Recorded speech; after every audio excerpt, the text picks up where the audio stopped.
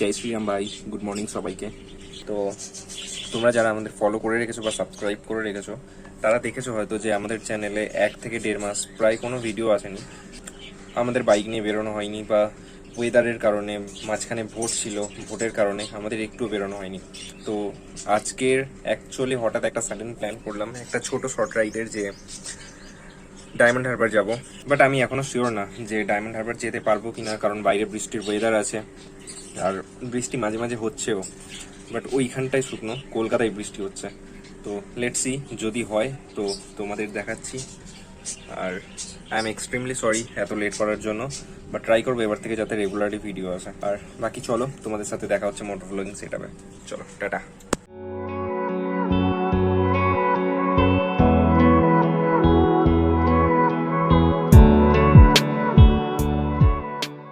সামনে পিছনে দুটোই 33।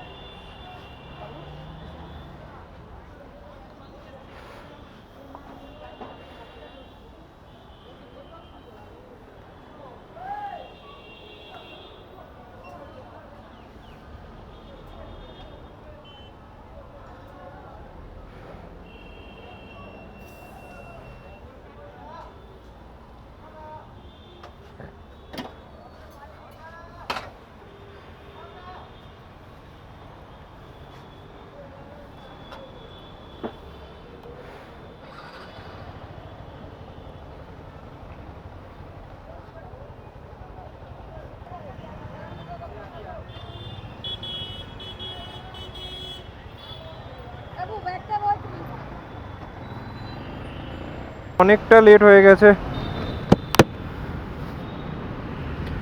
আমার টাইম ছিল 4টের সময় বেরোনোর, আর এখন অনেক লেট হয়ে গেছে, অনেক, প্রায় 1.5 ঘন্টা।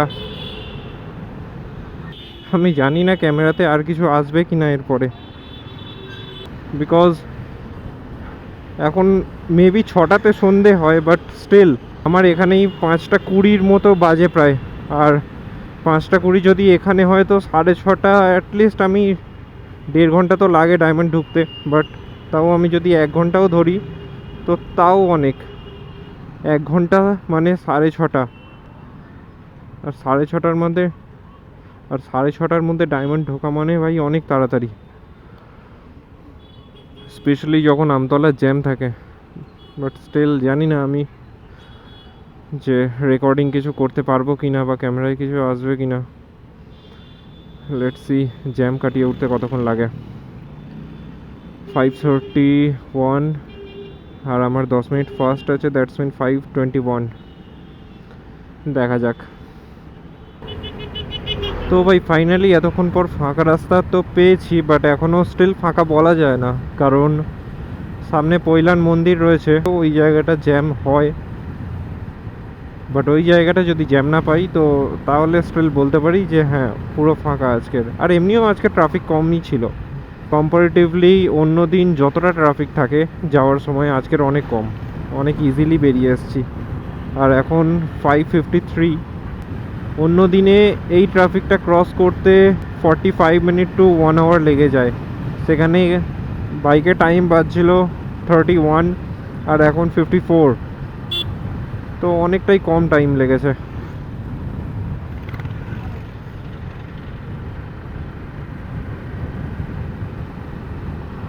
বিকজ রাস্তা অনেক ফাঁকা আজকের ভাই, অনেক ফাঁকা। আর কিছু কিছু জায়গায় দেখলাম যে সানসেটটা দেখো ভাই কি সুন্দর লাগছে। আর রাস্তায় কিছু কিছু জায়গায় এখনও সিআরপিএফ আর পুলিশ রয়েছে।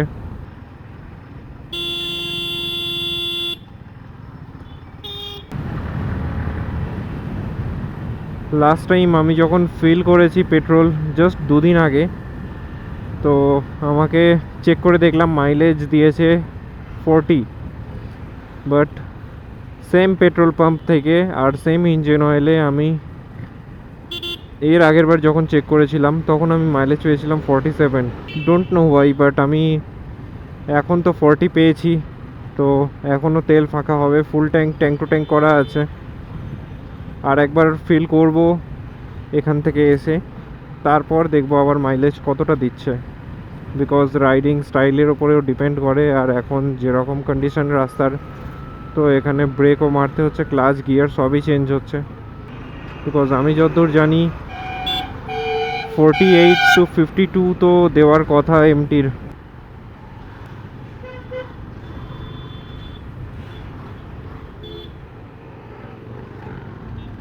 ভাই গভর্নমেন্ট অফ ইন্ডিয়া বা স্টেট গভর্নমেন্টের গাড়িগুলো এরকম রাফ কেন চালায়?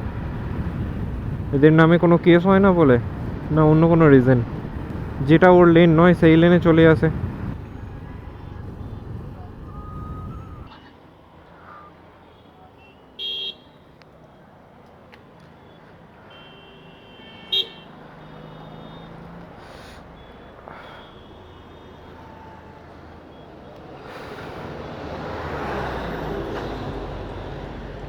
এই রাস্তায় যে গরুগুলো চড়ে তাদের শরীর স্বাস্থ্যগুলো কিন্তু খুব সুন্দর হয়। আর যাই হোক বা না হোক, কারণ ঘরের গরু দেখেছি, ছোটোবেলায় আমাদের পাড়ায়ও অনেকের গরু ছিল, আর মামার বাড়িতেও দেখেছি। যারা বাড়িতে পোষে সেই গরুর শরীর স্বাস্থ্য এতটা সুন্দর হয় না যতটা রাস্তার গরুগুলোর হয়। বাইরে মেন রোডের কাছাকাছি এরিয়াগুলোর হাওয়া অনেকটাই ঠান্ডা, বিকজ এখানে সিআরপিএফরা কিছু কিছু ডিস্টেন্স মেনটেন করে গাড়ি নিয়ে দাঁড়িয়ে রয়েছে। প্রায় নোটিস করলাম এই নিয়ে 4 থেকে 5টা। আমার গাড়িতে একটা প্রবলেম দিচ্ছে, সেই প্রবলেমটা হলো আগে গাড়ির ব্যালেন্স ঠিক ছিল, বাট এখন মেবি আমার পেছনের যে কেরিয়ারটা লাগানো রয়েছে টপ র্যাকটা, সেটা লাগানো আছে একটাই জিনিসের উপর বেস করে, সেটা হচ্ছে আমার লেগ গার্ড। এই দেখো এটা কি মেশিন!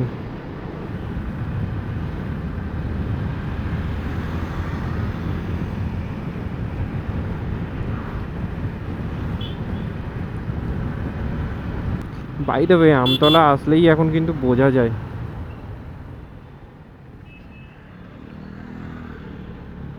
যেখানে আগে আমতলা আসলে চেনা যেত না, অনেক উন্নত হয়ে গিয়েছে ভাই আমতলা।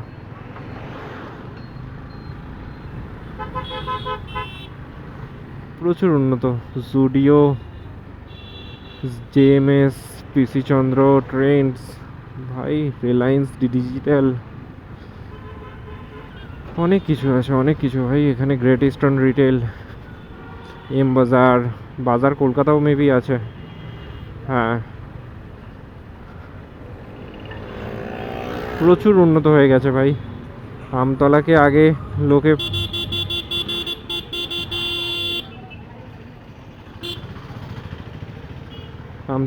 লোকে গ্রাম বলতো, বাট এখন কেউ আর এটাকে গ্রাম বলতে পারবে না। গ্রামের চিহ্ন মিটিয়ে দিয়েছে আমতলা।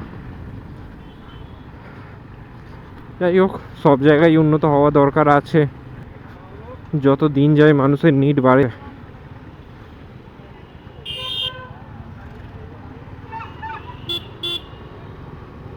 তো মানুষের নিড ফুলফিল করতে গেলে কোম্পানিও আসতে হবে।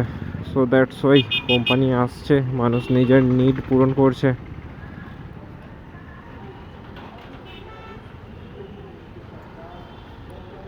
কারণ সবাই চায় আপডেট হতে ভাই, আর জায়গাও আপডেট হলে মানুষও আপডেট হয়।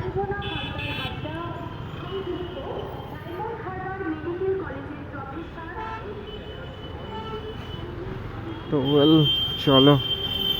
আবার এই জায়গাটা কতটা জ্যাম পাই জানি না। এই দেখো সিআরপিএফ এখানে। ভাই এই গাড়িগুলো কিভাবে মানুষকে চেপে চেপে নিয়ে যায়! এগুলোকে মেবি ম্যাজিক গাড়ি বলে। আর এইখানকার ম্যাজিক গাড়িগুলো যদি দেখা যায় তো কম করে 12-15 জন মানুষ, কি তার থেকেও বেশি তো হবেই এর ভেতরে থাকে। আর স্পেশালি এই গরমে। না ভাই, জ্যাম অনেক কম, অনেক কম। ফার বেটার আজকের রাস্তা।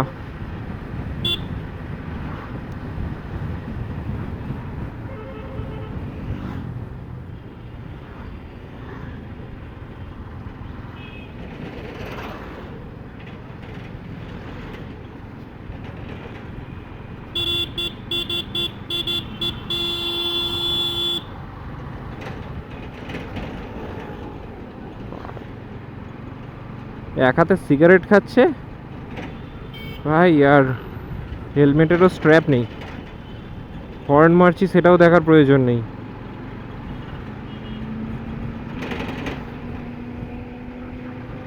এদেরকে রাস্তায় নামিয়ে কানের গোড়ায় চড় মারা উচিত।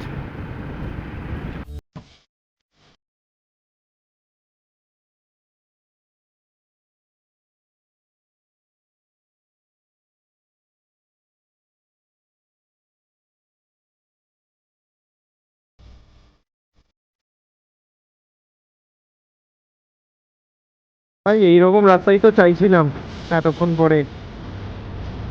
গ্রাম সমৃদ্ধি ফাউন্ডেশন সামথিং কিছু ছিল। আর এইখানে ভাই অনেকগুলো রিসর্ট আছে যেগুলো তোমরা এখানে আসতে পারো। যেমন one of the most famous resort the Ibiza, maybe right সাইডেই পড়বে কারণ ওটা এখনও আমি দেখতে পাইনি।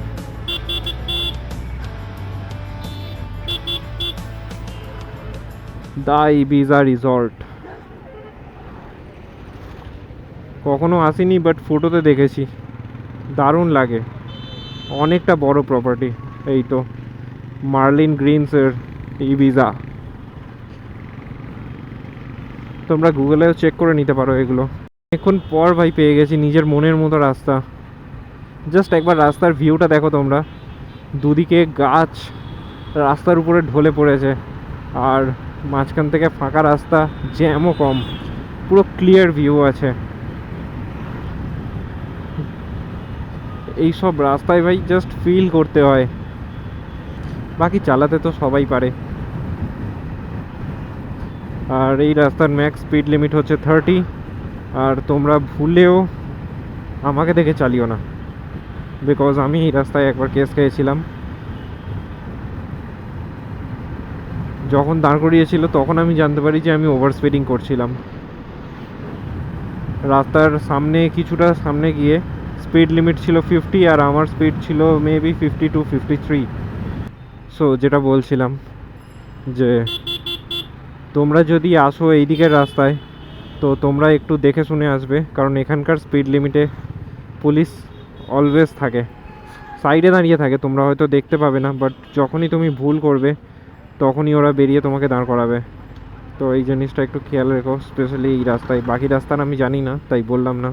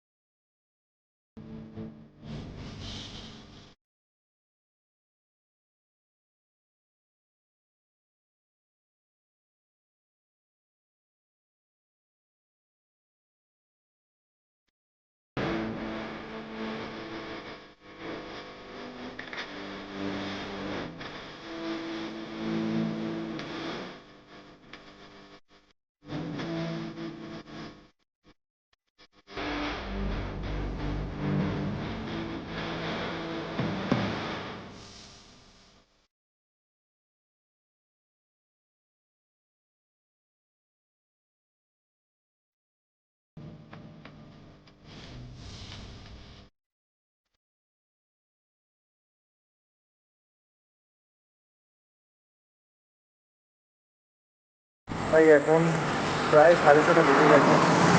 আর এখনও ডায়মন্ড পৌঁছাতে পারিনি। টার্গেট ছিল 6:30টার মধ্যে ডায়মন্ড পৌঁছাবো, বাট এখনও অবধি ডায়মন্ড পৌঁছাতে পারিনি। লেটস সি কটা বাজে, মেবি 7টা বেজে যাবে, কারণ 8 ঘন্টা এখান থেকে সামনে জ্যাম কাটাতে লেগে যাবে। জানি না, দেখি কতক্ষণ লাগে। এবার মাঝখানে জাস্ট ব্রেক নিতে দাঁড়ালাম। এখানকার ওয়েদার আর সাইড ভিউটা দারুণ লাগছে।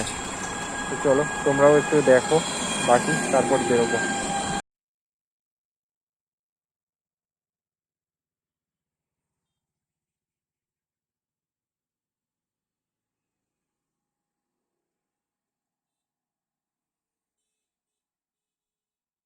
তাই প্রায় 10 মিনিট এখানে দাঁড়িয়েছিলাম, জাস্ট একটু রেস্ট নিলাম, বিকজ ব্যাক পেন খুব পরিমাণে হচ্ছিল। তো এখন আবার বেরোবো, নাহলে লেট হয়ে যাবে খুব বেশি। তো চলো গিয়ে শেয়ার করছি। তো ভাই এখানে কিছুক্ষণ ওয়েট করতে করতে প্রায় সন্ধে হয়ে গিয়েছে, অন্ধকার হয়েই গেছে, প্রায় 90% অন্ধকার হয়ে গেছে। আর সূর্য ডুবছিল, তারই কিছুটা একদম অল্প আলো রয়েছে রাস্তায়। ভাই আমার একটা জিনিস খুব মনে পড়ছে এখন, যে আমি যখন 2023 সালে আমার বাবা প্রথম আমাকে SP 125টা কিনে দেয়, তো তখনও আমি অনেকবার এই রাস্তায় আসা যাওয়া করেছি। বাট MT-টা কেনার পরে, মানে এটা অবভিয়াসলি একটা কমন সেন্স বলা যায়, বাট স্টিল আমার এক্সপিরিয়েন্স যেটা সেটা বলছি। বাই দ্য ওয়ে, ওখানে আকাশটা খুব সুন্দর লাগছে, মেঘগুলো কেটে কেটে উঠছে, দেখো মারাত্মক লাগছে আকাশটা। তো যাই হোক, যেটা আমি বলছিলাম, যে যখন আমি SPটা নিয়ে এসেছি তখনকার একটা ব্রেকিং রেসপন্স, যে সামনে কোনো কিছু এমার্জেন্সি সিচুয়েশনে আমি যেভাবে ব্রেক করেছি, হ্যাঁ যদিও কোনো দিন অ্যাক্সিডেন্ট করিনি আমি, স্টিল সেই বাইকের যে ব্রেকিং রেসপন্স, অনেকে বলে যে হাইওয়েতে রাইড করতে গেলে বাইক ম্যাটার করে না, শুধু এক্সপিরিয়েন্স ম্যাটার করে। হ্যাঁ ভাই, অবভিয়াসলি এক্সপিরিয়েন্স ম্যাটার করে, বাট তার সাথে সাথে বাইকও খুব বেশি পরিমাণে ম্যাটার করে। তুমি একটা উইথাউট ABS বাইক নিয়ে যখন হাইওয়েতে চলবে, তোমার সামনে কোনো দিন বলে সিচুয়েশন আসবে না যে আমি এমার্জেন্সি সিচুয়েশন আর আমি আসছি। তো তখন তুমি যদি ABS বাইক চালাও, আর তুমি যদি ঠিক করে ব্রেকিং না করতে পারো, আর যদি ঠিক করে ব্রেকিং করো বা কী যায় আসে, তোমার চাকা তো স্কিড হওয়া থেকে তোমাকে কেউ বাঁচাতে পারবে না, কারণ ওটা এক ঝটকায় তোমার ব্রেকটাকে ধরে নিচ্ছে। আর তুমি যতই প্রো টিপ দেখে নাও ইউটিউব দেখে, যে তুমি একবার করে ব্রেক করো ছাড়ো, ব্রেক করো ছাড়ো, বাট ভাই এমার্জেন্সি সিচুয়েশনে এইসব জিনিস মাথায় আসে না। তো তোমার তখন একটা ABS বাইক দরকার হবেই। আর যদিও আমার ওটা CBS combi braking system, but still matter করে না ভাই, একটা ABS বাইক খুব ইম্পর্টেন্ট, কারণ ABS তোমার লাইফ সেভার। আমি যখন ফার্স্ট MT কিনে পুরুলিয়া রাইড করি, তখন আমি বুঝেছি যে ABS-এর মাহাত্ম্যটা কী হয়।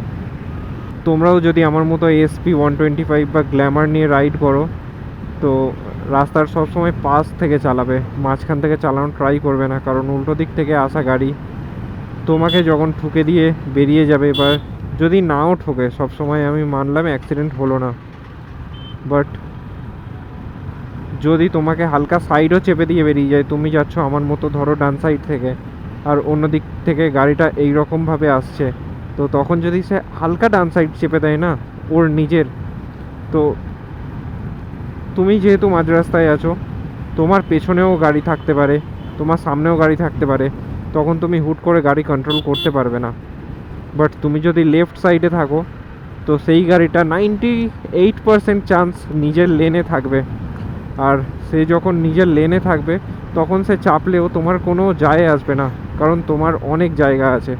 রাতের বেলা রাইডে না ভাই, এই সব হাইওয়েতে একটাই বেসিক প্রবলেম থাকে, যেহেতু হাইওয়েতে লাইট থাকে না বা মিডলে কোনো ব্যারিকেড থাকে না, তো অপর দিক থেকে আসা গাড়ির হাই বিম যখন তোমার চোখে লাগে, তখন তুমি নিজেও বুঝতে পারো না যে তোমার গাড়িটা আদৌ রাস্তার মাঝখানে আছে, না অন্য লেনে ঢুকে গেছে, নাকি গাড়িটা যে অপোজিট সাইড থেকে আসছে সে অন্য, মানে তোমার লেনে আসছে।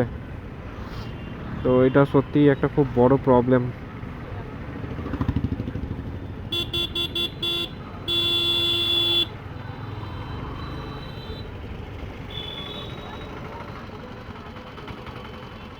তাই আমি একটা জিনিস বুঝতে পারি না যে এখানকার লোকেরা কি বুঝতে পারে না যে হাই বিমটা চোখে লাগে। দেখো সবার গাড়িতে হাই বিম ভাই, সবার গাড়িতে হাই বিম। মানুষের একটা কমন সেন্স থাকে যে এই রকম এরিয়াতে লো বিম রাখা উচিত। এত আলো যখন আছে, এত লোক আছে, তো হাই বিম রাখার দরকারটা কি? আর কেউ যদি ভাই এগুলোকে সাপোর্ট করো তো তুমিও তাহলে কানা, নিজের চোখের অপারেশন করো, আদারওয়াইজ ডক্টর চেক আপ করাও। বিকজ এই জিনিসটা হয়তো তোমার প্রবলেম হয় না কারণ তুমি চোখে দেখতে পাও না, বাট যারা দেখতে পায় তাদের প্রবলেম হয়।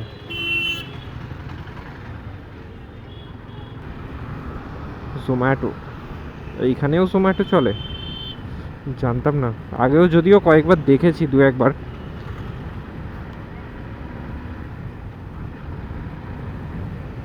বাই দ্য ওয়ে কেউ একটা কল করছিল, একবার জাস্ট চেক করে নি এখানে।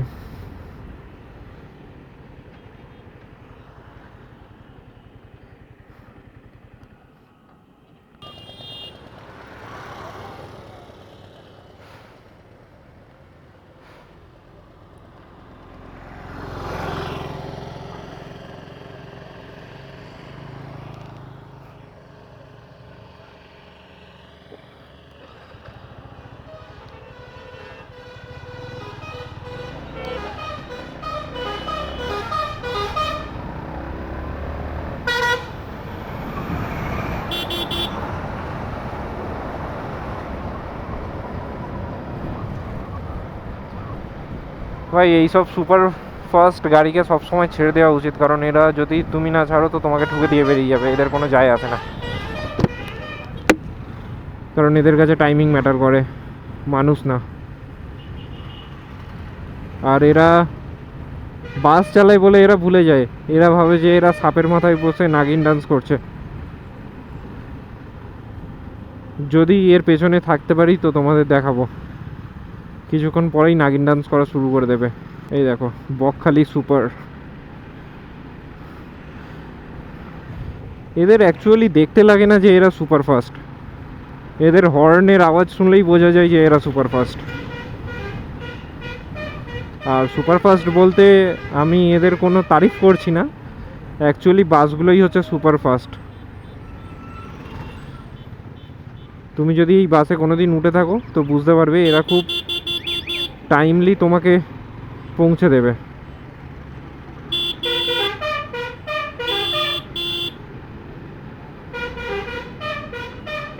শালাগুলো সাইডও দেবে না, বাসকে নয় সাইড দিবি না, তোর প্যাসেঞ্জার তুলে নেবে, আমাকে তো সাইড দে। আমি কোনসা তোর পাকা ধানে মই দিচ্ছি?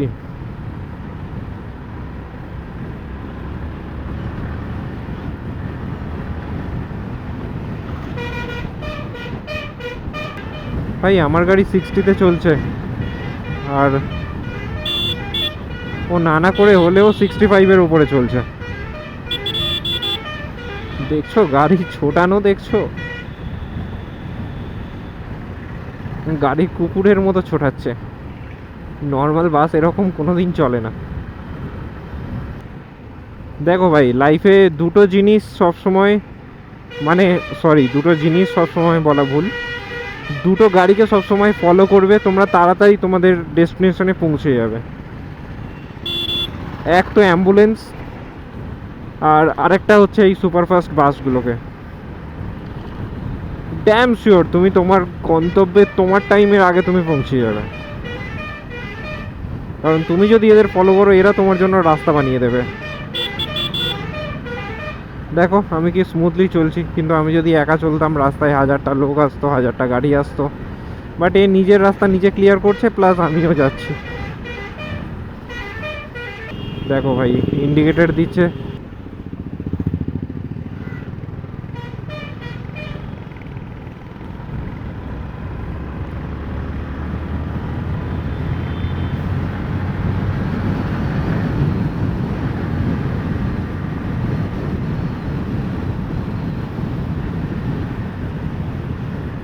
ভাই ও ইন্ডিকেটর দিয়ে বুঝিয়ে দিল যে যাও। Respect for the bus driver, because আমি আজ অবধি আমাদের ওয়েস্ট বেঙ্গলে কোনো এরকম সুপারফাস্ট বা লোকাল বাসকে কোনো দিন দেখিনি এরকমভাবে সিগন্যাল দিতে যে যাও তুমি চলে যাও।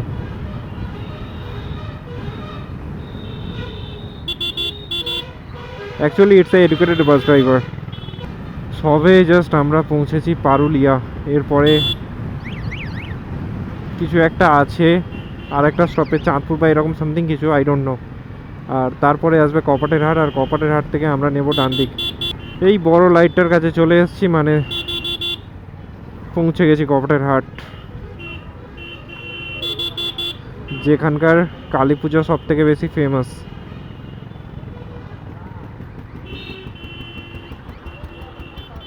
অ্যাকচুয়ালি এখান থেকে নিলে একটু জ্যাম হতে পারে, বাট নো ওয়ারি, এখান থেকেই নিয়ে নেব। হালকা রাস্তা খারাপ আছে।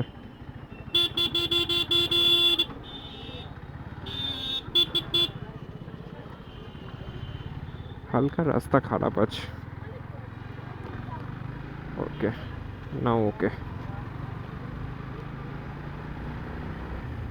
এখানটায় মনের আনন্দে তো চালাচ্ছি, রাস্তাটা যেহেতু ভালো, বাট এই রাস্তায়ও কিছু কিছু খুব ছোট ছোট বাম্পার আছে যেগুলো আমি জানি না।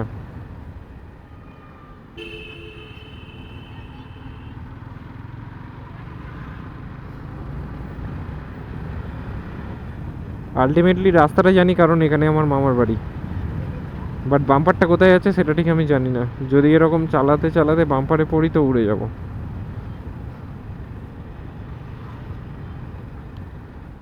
ও ও ও ও ও ও ও ও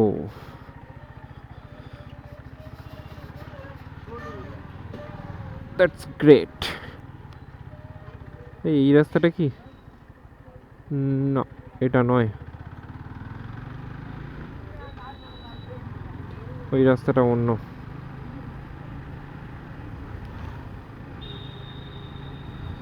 মেবি এইখানে কোথাও একটা ডান দিকের রাস্তা নিতে হতো, কিন্তু সেই রাস্তাটা কোথায়, কোনটা? চলো আর একটু আগে গিয়ে দেখছি। আচ্ছা, এটা কি কবরস্থান? না।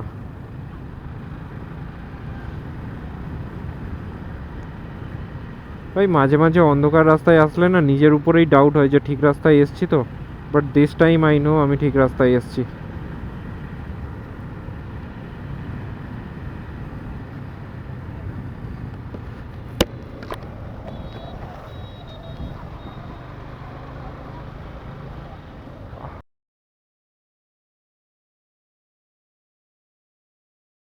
এই রাস্তাটাই।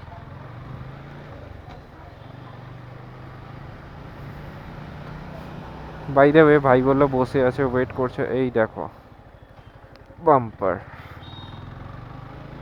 এই সোজা রাস্তাটা চলে যাচ্ছে কালীচরণপুর,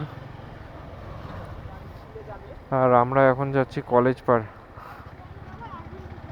ডায়মন্ড হারবারের একটা ফেমাস জায়গা, তোমরা এখানে যদি আসো তো যে কোনো কাউকেই জিজ্ঞেস করলে সে বলে দিতে পারবে। আর মেবি আজকে কালীচরণপুরেও যেতে পারি যদি সময় আর ইচ্ছা দুটো একসাথে হয়, আদারওয়াইজ নট পসিবল। আর আমাদের বাঁদিকে হচ্ছে ফকিরচাঁদ কলেজ, সামনেই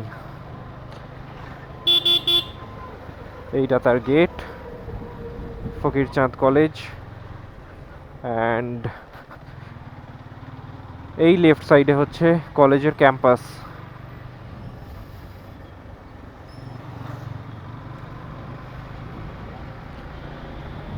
আর এখান থেকে সোজা রাস্তা একটা চলে গেছে, কোথায় সেটা আমি জানি না, কিন্তু আমরা নেব লেফট সাইড।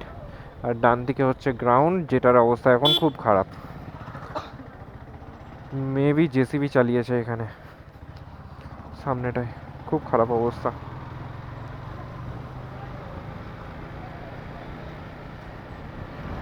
আরে কাকা, এই রাস্তায়ও ফগ ল্যাম্পের দরকার পড়ে? আজব সত্যি। ডান দিকে রয়েছে একটা খুব সুন্দর ঝিল আমাদের, বাট এই ঝিলের নাম কি আমি জানি না। ডান দিকে হচ্ছে দেউলপোতা, আবদালপুর, কালীচরণপুর। এই রাস্তাটা সোজা, যে রাস্তাটা আমি বাঁদিকে দেখালাম এই রাস্তাটা সোজা চলে যাচ্ছে। আর আমাদের এখানে রয়েছে ইন্ডিয়ান নেভির, মেবি এটা সিলেকশন বোর্ড অফিস।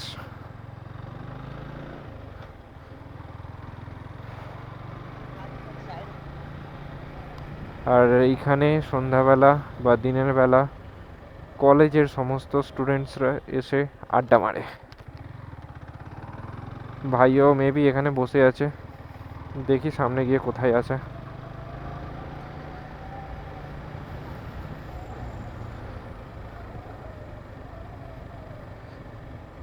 অ্যাকচুয়ালি ও আমার ছোটোবেলার খুব ক্লোজ। আর বাই দ্য ওয়ে এইগুলো মেবি যারা মারা গেছিলো তাদের স্মৃতির উদ্দেশ্যে সব কটা রাখা। বাট এখানে সত্যি কথা ভয় লাগে না, ভয়ের কোনো কারণই নেই এখানে। যদিও হ্যাঁ, ডান দিকে একটা শ্মশান আছে, আর এইটা হচ্ছে সেই শ্মশান।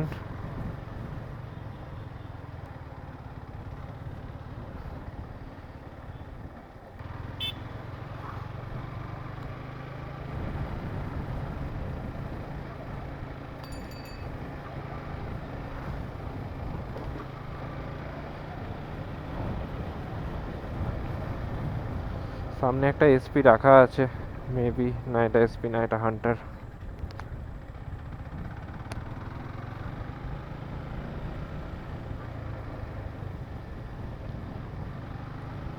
ভাই কোথায় আমার ভাই, কোথায়?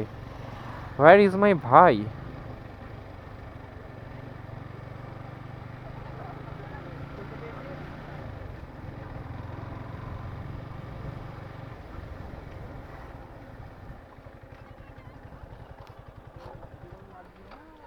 কেমন আছিস?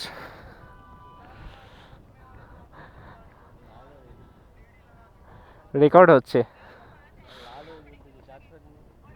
রেকর্ড হচ্ছে। ভালোই তো হাওয়া খাচ্ছিস রে।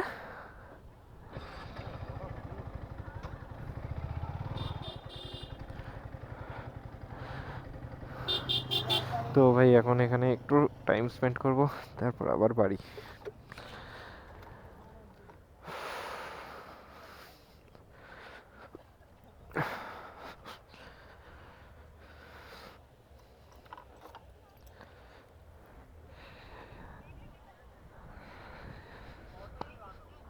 পুরো ভাটা পড়ে আছে না,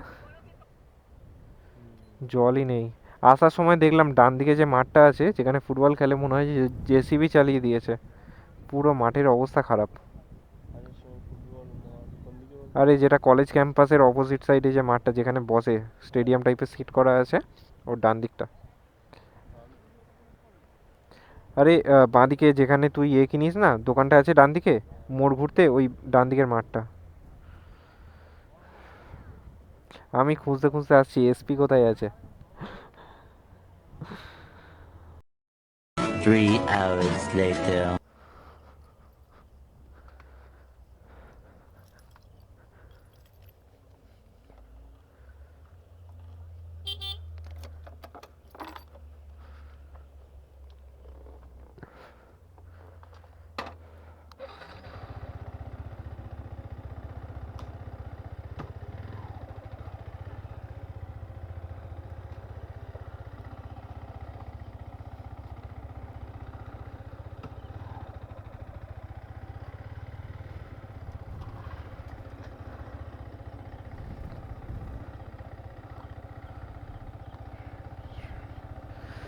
জয় শ্রীরাম। চ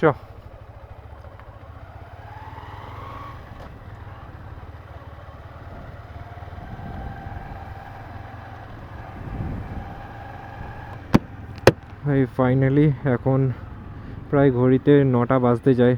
এবার বাড়ি যাওয়ার সময় হয়েছে। নদীর ধারে প্রায় অনেকক্ষণ বসেছিলাম, বাট ভালো হাওয়াও দেয় এখানে, যে কারণে আসা। অ্যাকচুয়ালি তোমরা হয়তো অনেকেই ব্লগে আগেও দেখেছো একে। ছোটোবেলা থেকে সব থেকে লাইফের most closest and favourite person আমার, বিকজ কিছু মানুষের লাইফে একজন করে মানুষ থাকে যে সব থেকে ক্লোজ হয়, আর সেটা হচ্ছে আমার লাইফে আমার ভাই। যদিও নিজের নয়, মাসির ছেলে, বাট স্টিল নিজের। আস্তে আস্তে এখান থেকে ছেড়ে বেরিয়ে যাব। ও যাবে ওর বাড়ি আর আমি যাব আমার বাড়ি। ওর বাড়ি এখান থেকে ডিস্টেন্স খুব জোর হলে 10 থেকে 12 কিলোমিটার, আর আমার এখান থেকে 45 কিলোমিটার। এখান থেকে ভাইকে টাটা করে আমরা বেরিয়ে যাব কলকাতার দিকে। চল টাটা, সাবধানে যা।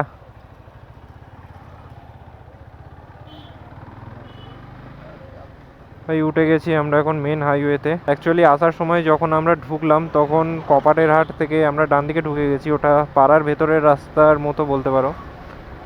বাট এখন আমরা যাব হাইওয়ে ধরে। তো চলো, রাত হয়ে গেছে। তোমাদের সাথে আবার দেখা হবে নেক্সট অন্য কোনো ব্লগে। ততক্ষণ stay safe, stay healthy and good night.